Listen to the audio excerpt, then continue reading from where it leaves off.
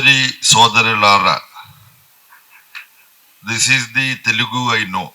Telugu is one of the most beautiful languages. I am extremely sorry that I never had opportunity to learn this language. Some people describe Telugu as the Italian of the East because Italian language is considered in Europe the mother of all languages of Europe. I am extremely thankful to you, the very respected leaders of the progressive movement in the country and Andhra Pradesh, for having given me this opportunity to participate in the release of the translated works, collected works of Karl Marx and Engels. We have this being translated into Malayalam and published by Prabhat Book House, which is the Vishalandhra publishing house of Kerala. And during our student days, some 30, 40 years ago, we used to buy books from Prabhat Book House. Like Vishalandhra, Prabhat Book House also used to deliver all the translated works from Progress Publishers, Moscow. That used to provide those of us who were inspired by great revolutionary upsurges in different parts of the globe, socialist construction going on in 1/3 of the world population during those days. Now we live in a time when you find the setbacks that had happened to the socialist movement on the one hand.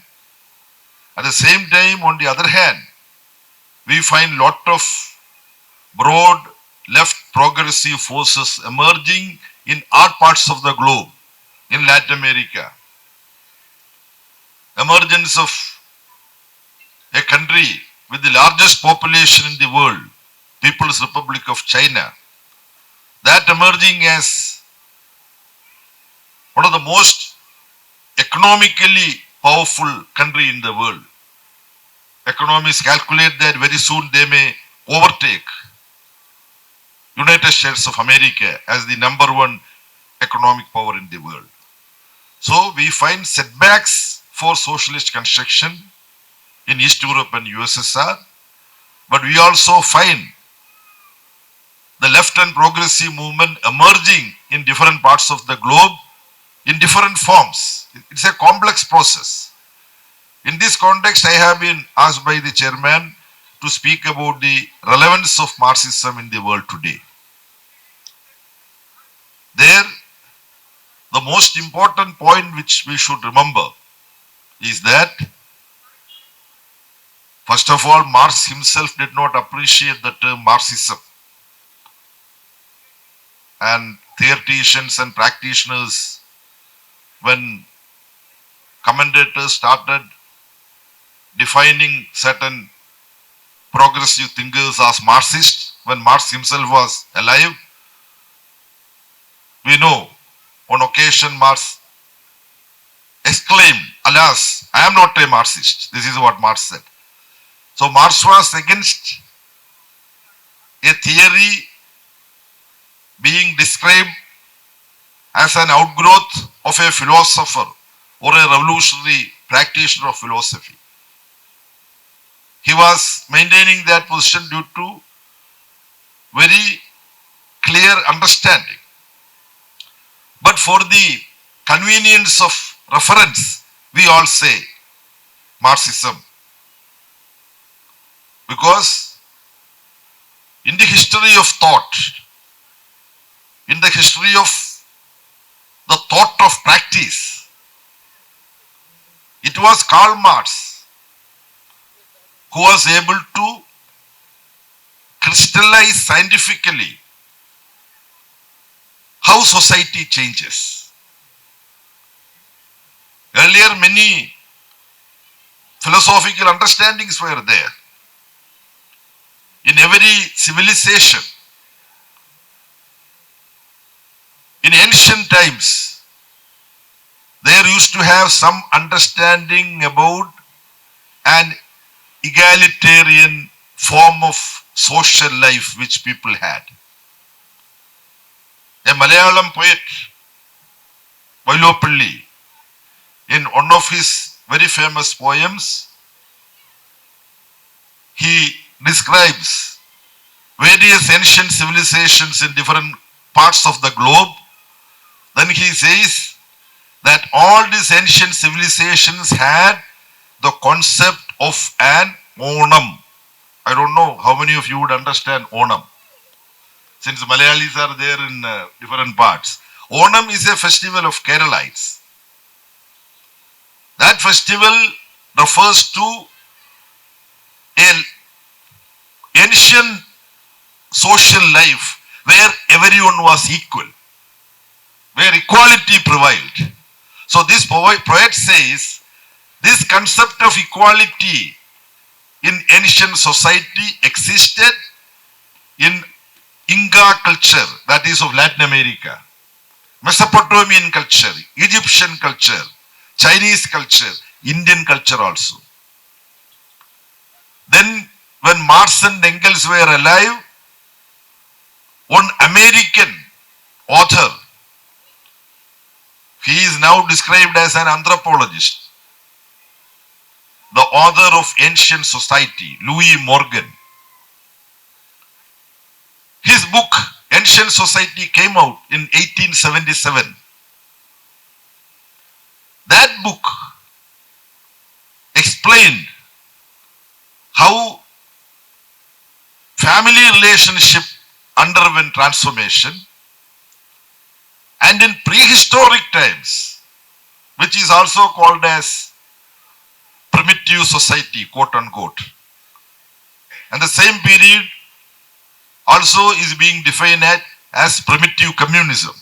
So it is prehistoric time, it is primitive society, it is prehistoric, pre-communist society. What was the peculiarity? Here, unfortunately, on the stage there is not a single woman. This shows that we continue to be a patriarchal society. But among the audience there are few women. But in ancient society, primitive society or primitive communist society, women had a very important social role according to Louis Morgan, his scientific study. Not only women were equal in some tribes, that was a tribal society. In some tribes, women used to hold leadership position. This was the discovery of Louis Morgan. Then both Marx and Engels were alive. This book came out in 1877. They were very happy. They said, what we have been explaining about human societal transformation, here Louis Morgan has come out with this book, Ancient Society, which describes that when family relationships developed in tribal society, there were no class distinction. So it is after this finding of Louis Morgan, there was a correction made in Communist Manifesto as a footnote. Those who have closely read Communist Manifesto would remember. Manifesto starts with summarizing that the history of society is the history of class struggle. Then later this footnote is given. What is the footnote? It is the history of class struggle after the formation of class society. Before the formation of class society, there was a classless society. There was no class struggle. Now, Marx and Engels, on the basis of all new discoveries in society, they were enriching their own philosophical position. I don't want to make any more lengthy observation, but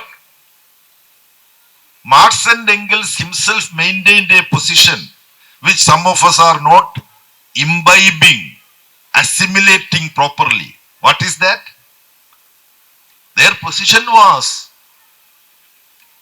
what happens in the universe, what happens in society, what happens in all organisms, including human beings. I have to repeat it because we have to understand it accurately. What happens in the universe? In the universe, everything includes galaxies to atoms. In the universe, what happens is constant change. In society, what happens is constant change. In every organism, in every human being, in each one of us, continuous change is taking place. Therefore, every living scientific theory has to always keep note of these fast changes that is taking place, and we should keep updating it. Therefore, Marx and Engels maintain that we have not discovered something which will remain forever. Even in Communist Manifesto, if you closely read, that is the seminal work jointly written by Marx and Engels. We can say all the later writings of Karl Marx and Engels are the outgrowth of the idea of Communist Manifesto, expansion of the idea of Communist Manifesto.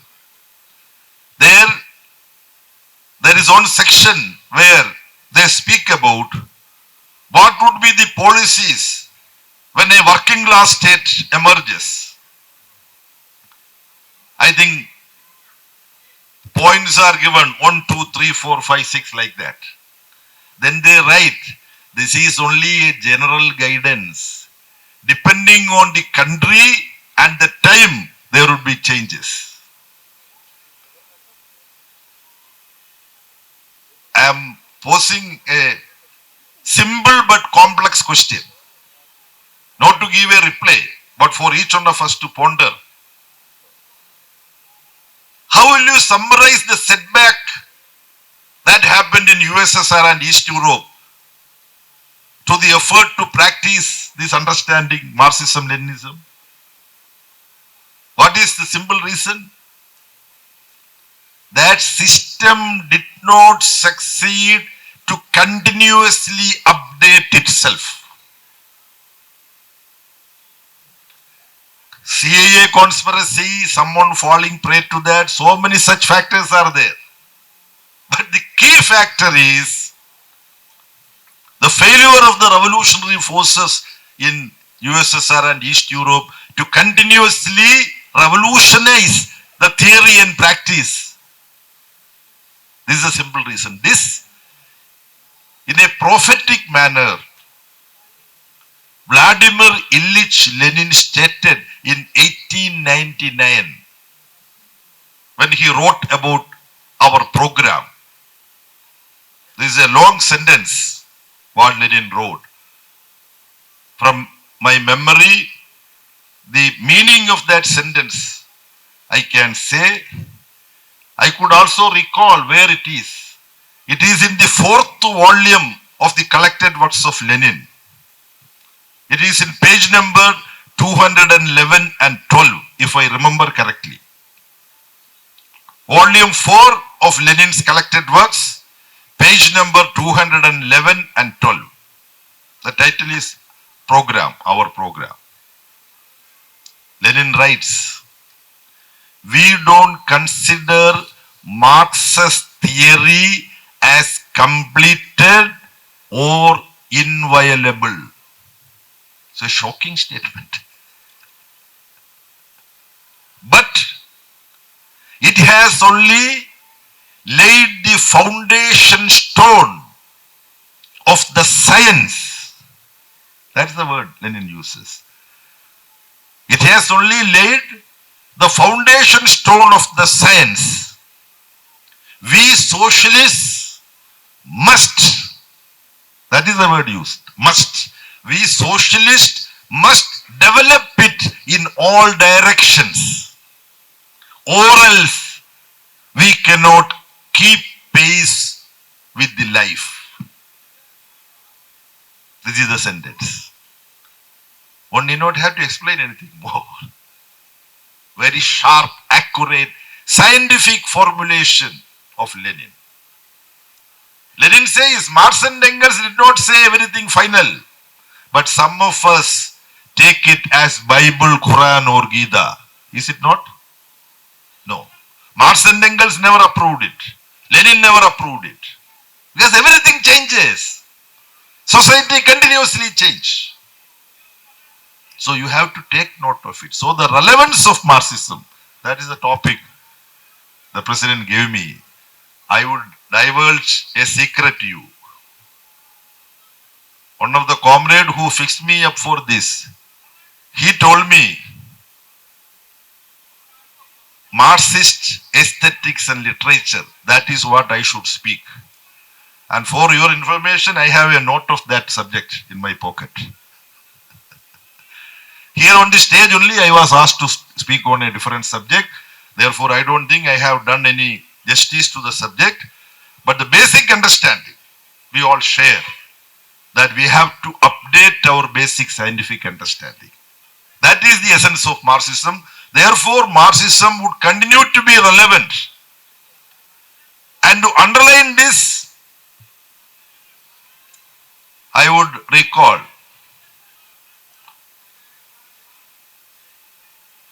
what is the name of that British Marxist?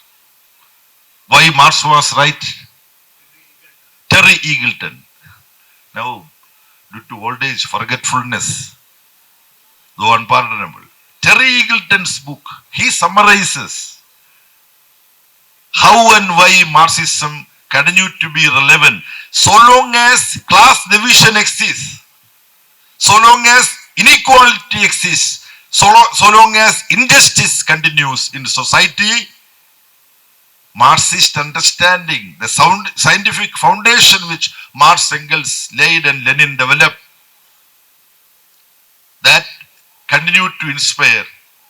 And Terry Eagleton, very tongue-in-cheek, he says, when an egalitarian society is finally constructed, a fully egalitarian society is constructed, then we, those who are working in communist parties for social change and all that, they will also have time in the evening to go with family to see a film or listen to good music, go for excursion and all that. Now we have one committee, then fraction committee, then book release function, then we go back to prepare for the notes for the tomorrow's meeting. This is the life we are having now. Then go for dharna, protest march, all that. We don't want always that kind of a life. If society is egalitarian, where not only equality among classes, class division being abolished, the patriarchal approach also has to be abolished. Then there will be equal number of women on stage, unlike what you find today. So we have to ask such questions. Why this is continuing to be like this? Friends and comrades, I am sorry. I moved from one branch of the idea to another. I am extremely, again, thankful to the organizers for having given me this opportunity to exchange some of my views with you. Thank you very much.